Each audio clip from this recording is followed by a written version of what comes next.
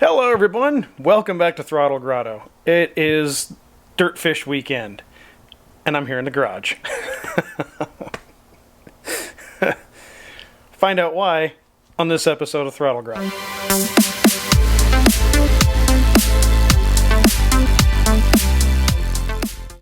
So, I went out to Dirtfish on Friday for the Advanced Rallycross School. I got 1.5 runs in and the car stopped. Sound familiar? Yes. It's nearly what happened to me last time I went out and did rallycross. We diagnosed it down to what we thought was the ignition chip not kicking spark over to the coil and the distributor. And I scared up a replacement ignition module, and it did not work. So on a last-ditch effort to see what was going on, I pulled the ECU apart to see if there was anything toasty or burnt or smoky inside, and I found an issue. Now, I repaired that on site at Dirtfish today. Thank you so much to the Dirtfish crew for letting me work in the shop for a couple minutes to repair my ECU. It did work, but I had more issues. So, first of all, what went wrong the first time? It's pretty common knowledge that these Subaru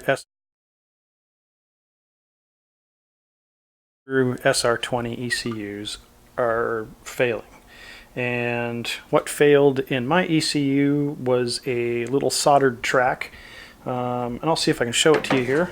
You can see right underneath this pin here, right, I'm trying to do this with the camera in front of me. Right there is the brake and the solder.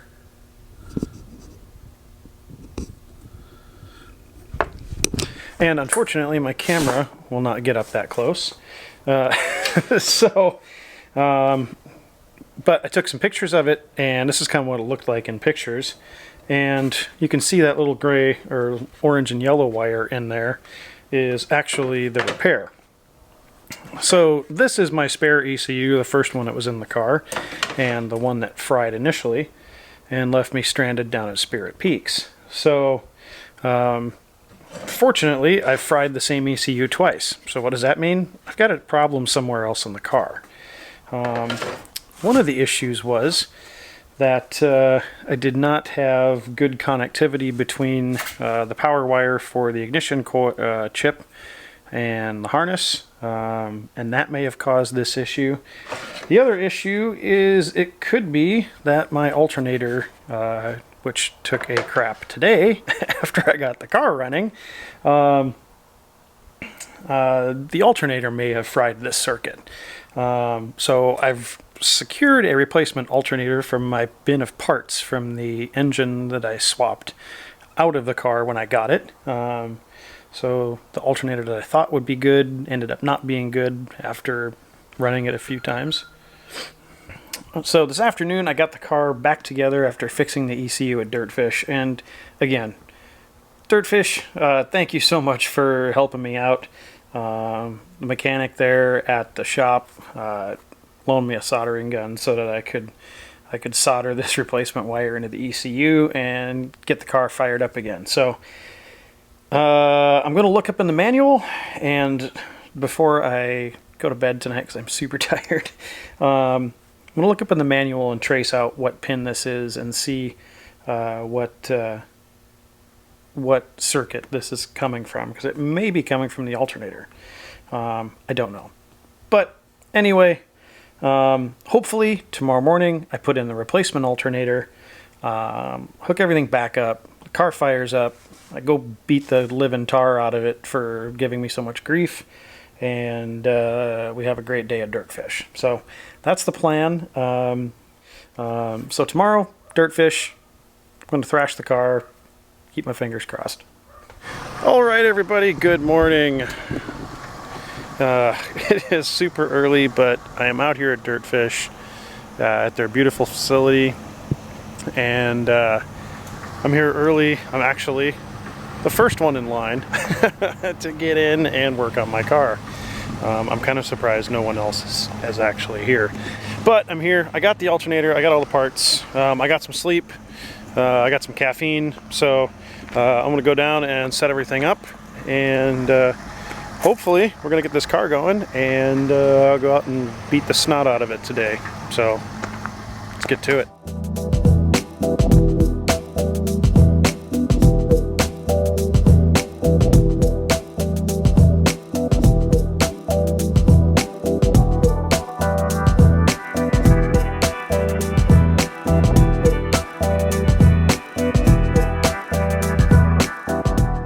Everybody, the car is back together. Put the alternator in, and that did fix the charging system. Now I got 14.2 at the battery. No more howling underneath the dash, but the car still won't turn off. So I think I got a dead ignition switch too. Fortunately for me, I can pull the ECM relay once I hit the key, and that returns everything to normal. And it's really quick and easy to do. So that's the plan. I'm just gonna run it and see what happens.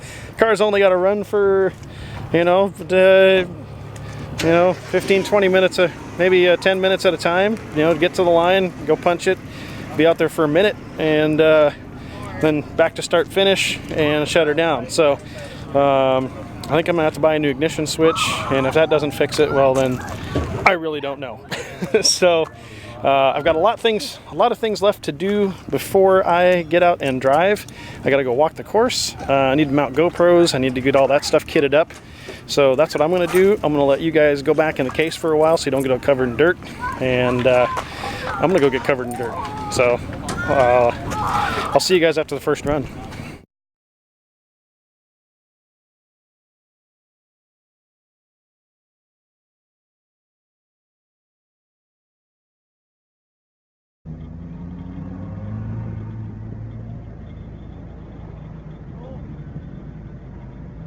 Are you ready? 3, 2, 1, go!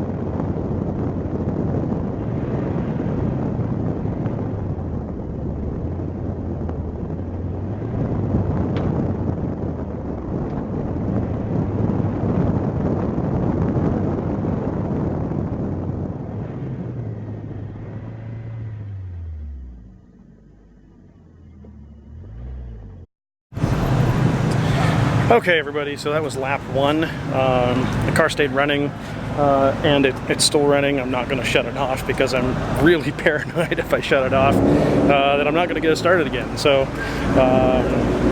the car felt good, felt like it was hooking up pretty good. The course is super technical, very twisty, a lot of turns, a lot of opportunities for mistakes. So I nearly missed a gate, but I reeled it back in, and I think I did okay. I don't think I hit any cones, and I don't think I missed any gates. So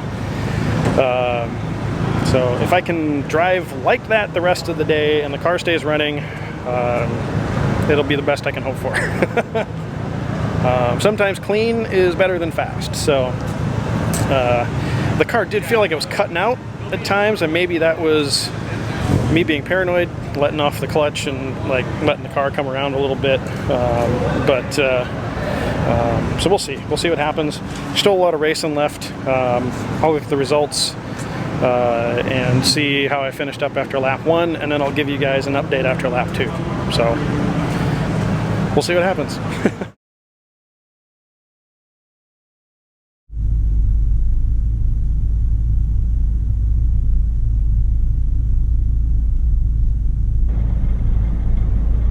Are you ready? 3, 2, 1. Ah!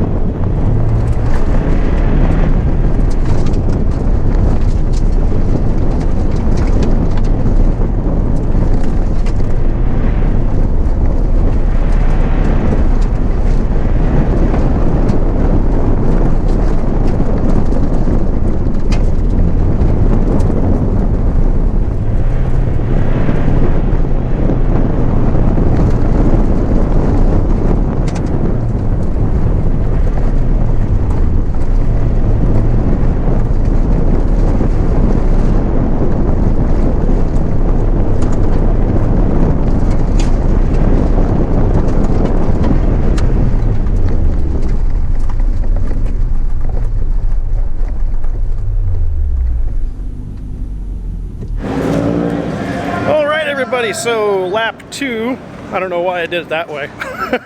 Lap 2 is in the books, and it was a nice clean run. Sorry, I was way zoomed in on myself there. So it was a nice clean run. Had a 124 something, so I've had 2 runs with no cones, no gates missed, and that's put me right now in first place.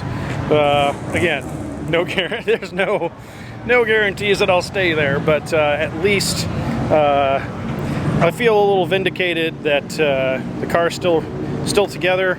It's still running. I'm not going to like I said, not shutting it off till it gets back to over where I can push it back on the tow dolly if I have to. So kind of superstitious about shutting it off, but that's okay. It's still running.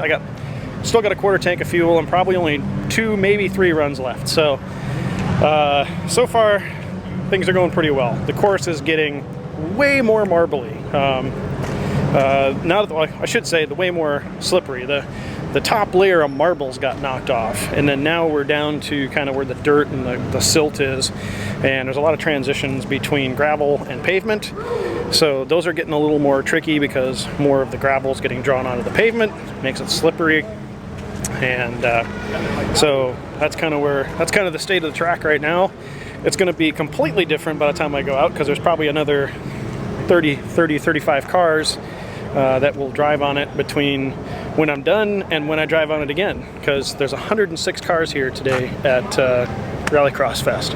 So very busy day, a lot of stuff, a lot of competitors, and felt really bad for my friend Tony, who his Audi just couldn't get it going. Distributor failed, but since I got the NX running, he got to dual drive another car, so at least he's getting a run today and having some fun. So sorry dude, but so I'll put you guys back in the bag for a little bit, get ready for my next run, and we'll try to keep it clean. That's what this is all about, keeping it clean. Especially on a tight course like this, if you can keep it clean, you can have good success and do really well in the results just by driving clean. So we'll see if I can continue to do that.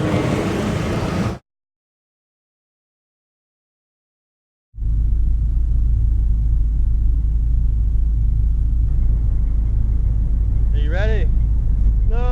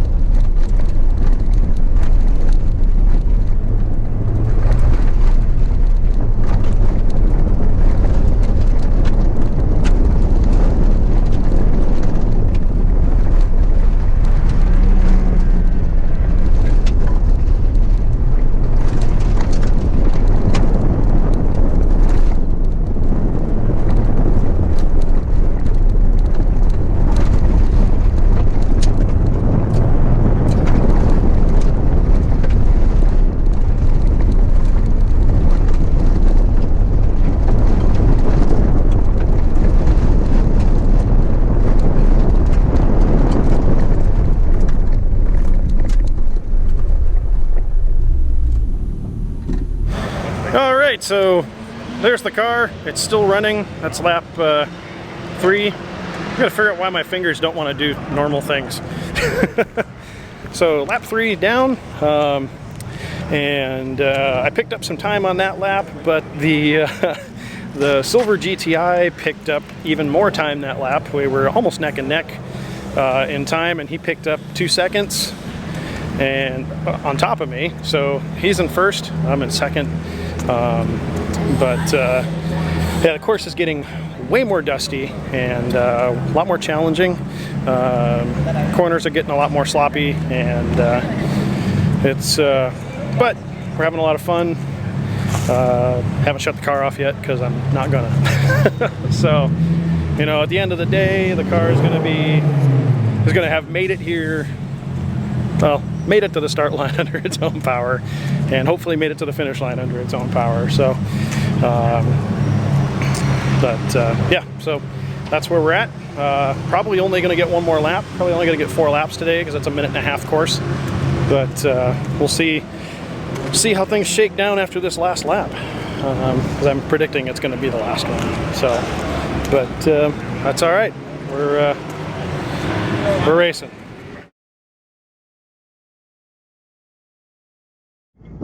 Good. Go.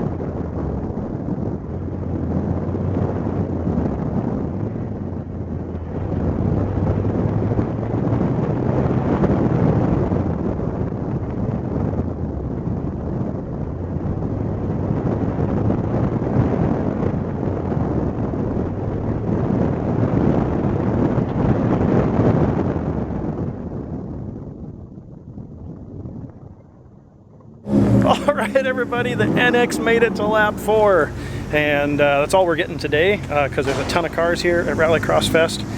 And but it finished. I actually killed it going across the finish line and got it restarted right away. So yeah, so successful day after 2 days of so many feelings and emotions and frustration and everything else. The car stayed together and did pretty well. I think I got 2nd place today, so I'm pretty happy with that.